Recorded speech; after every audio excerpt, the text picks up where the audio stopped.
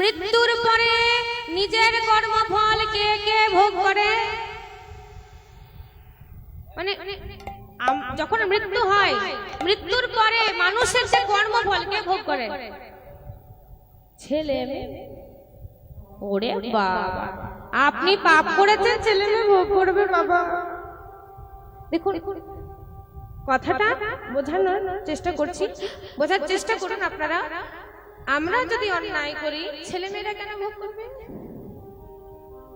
তারা এমন কি অন্যায়টা করলো, আমাদের ছেলে মেয়ে বলে তারা ভোগ করবে? কি দুঃখজনক ব্যাপার বলুন দেখি। ভালো করে শুনুন, মানুষের মৃত্যুর পর কর্মফল ছেলে মেয়েরা ভোগ করে না, ভোগ করে কে? মানুষের শুষ্ক শরীর।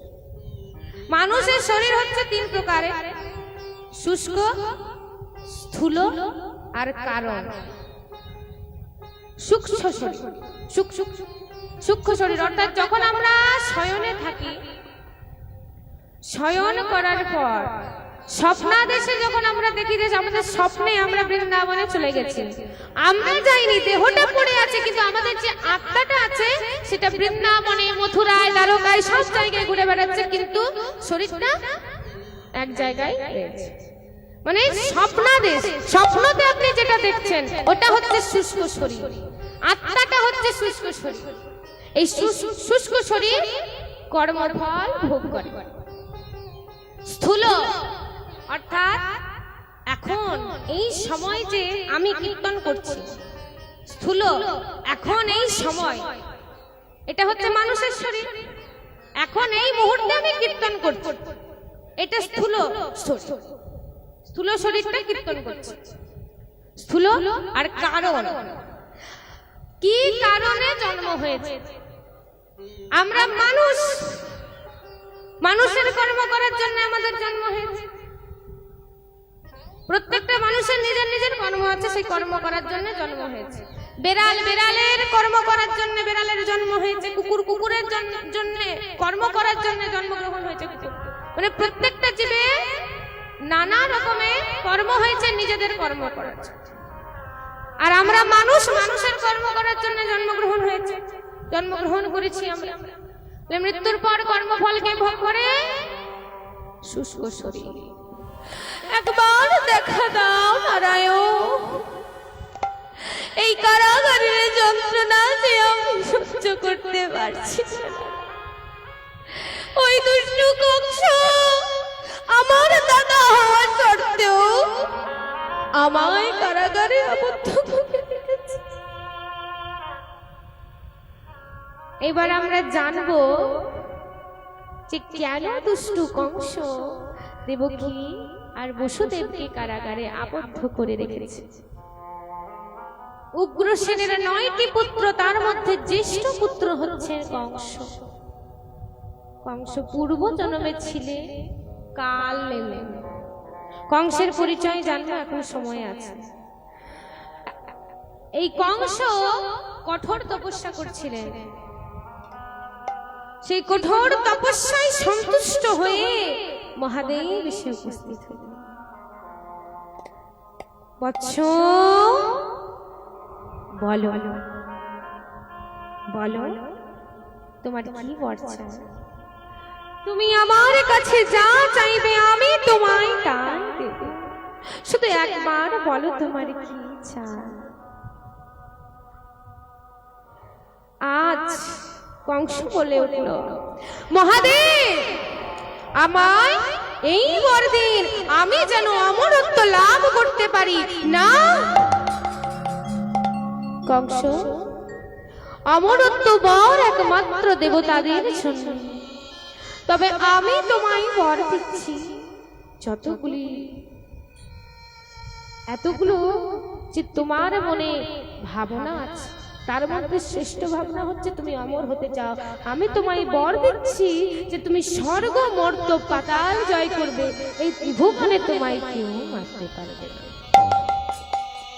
কিন্তু অন্তরে অন্তরে একটা কথা বলে রাখলেন যে কংস, তোমার একমাত্র ভাগ্নের হাতেই তোমার মৃত্যু হবে। আচ্ছা বলুন তো মা, কৃষ্ণের মামাকে কংস, আর কংসের ভাগ্নে হচ্ছে কৃষ্ণ। কে বড়, মামা বড় না ভাগ্নে বড়? ভাগ্নে, মামা কে কে বলুন বলুন। ভাগ্নে, আচ্ছা ভাগ্নে, যাই হোক। তাহলে শাস্ত্র অনুযায়ী আর বয়স অনুযায়ী মামা বড়, আমাদের বাঁকুড়ার ভাষা। যাই হোক, আপনাদের মেদিনীপুরে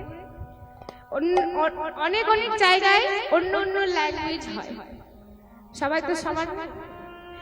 তাই মেদিনীপুরে কিন্তু প্রায় 2 থেকে 3 বছর প্রচন্ড ভাবে গান করছে। মেদিনীপুরে যেই যেই জায়গায় গেছি প্রায় প্রত্যেকটা মানুষ খুব সম্মান করেছে। সম্মান আর ব্যবহার, আচার আচরণ তাদের খুব ভালো, মানে নাম করলেও কম হবে। এটা পূর্ব মেদিনীপুর, আমাদের থেকে ডিস্টেন্স অনেকটা বেশি। বর্তমান বাড়ি বাঁকুড়া, কিন্তু থাকি তো ঝাড়খণ্ডে, তাই না? ডিস্টেন্স অনেকটা বেশি হওয়ার কারণে পূর্ব মেদিনীপুরে আসা যাওয়া করতে খুব অসুবিধা হয়েছে।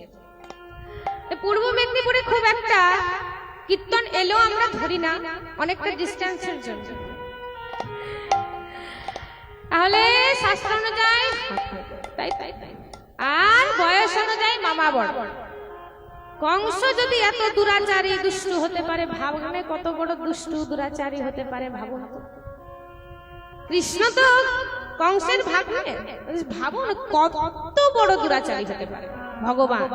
কিন্তু সে তো ভগবান, সে কোনোদিনও কারোর ক্ষতি করে না, কিন্তু পাপের ঘোড়া পূর্ণ হলে তাকে বধ অবশ্যই। কারণ গীতাতে তো উনি লিখে দিয়েছেন, পরিত্রাণায় সাধুনা বিনাশায় চ দুষ্কৃতা ধর্ম সংস্থাপনার্থায় সম্ভবামি যুগে। ধর্মকে পুনরায় প্রতিষ্ঠা করার জন্য উনি বারবার এসেছেন, অবতীর্ণ হয়েছেন কলিযুগে। কলিযুগে হয়েছেন মহাপ্রভু, তাপর যুগে ছিলেন কৃষ্ণ, ত্রেতা যুগে ছিলেন রামচন্দ্র, আর সত্য যুগে ছিলেন ভগবান বিষ্ণু। তাই কংস শিব করে বলিয়ান হয়ে গেল স্বর্গ জয় করতে। স্বর্গের সিংহাসন, সেই সিংহাসনে বসতে সৈন্য সামন্ত নিয়ে সবকিছু তোলপাড় করতে করতে যেই না স্বর্গের সিংহাসনের কাছাকাছি এসেছে, এমন সময় বিধাতাই বলল দৈব মানে, দুষ্টু কংস,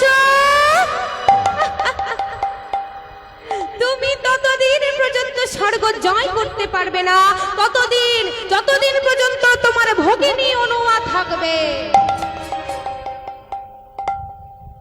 তাই কংস আজ মনে মনে ভাবছে আমি কতটা দুর্বল, এখনো নিজের বোনের বিবাহটাই দিতে পারিনি।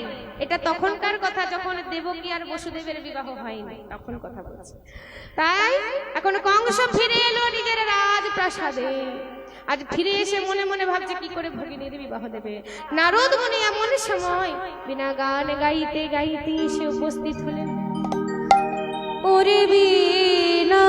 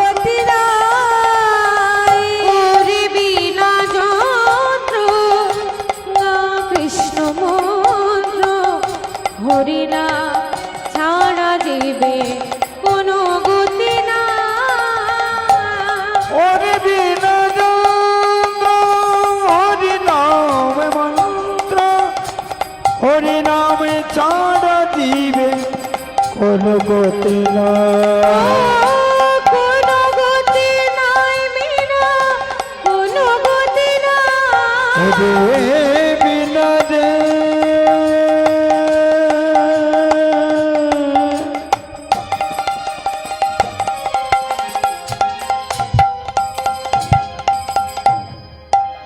একবার বলে রে মধুমাতা হরি না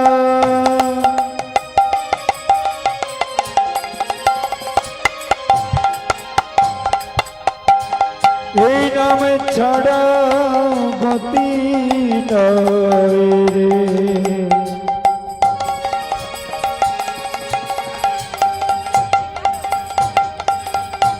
ওরে বিনা বিনা রে বিনা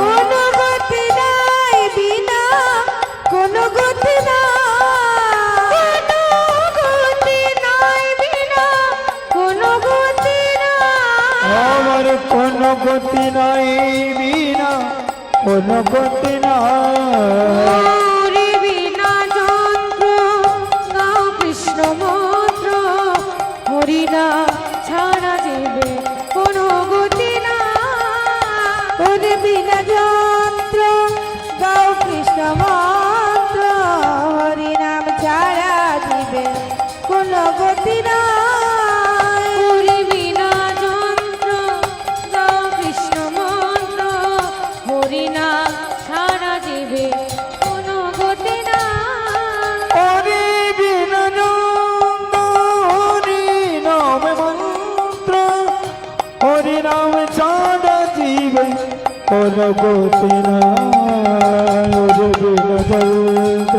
হরি নাম মন্ত্র হরি নাম ছাড়া জীবে কোনো গতি নাই এভাবেই নারদ মুনি আমার বিনা গান গাইতে গাইতে কংসের কাছে এসে উপস্থিত হলো। দেখুন ভক্তগণ, ভক্তিগতী মায়েরা ও আমার বাবা, একটা প্রশ্ন আছে সকলকে,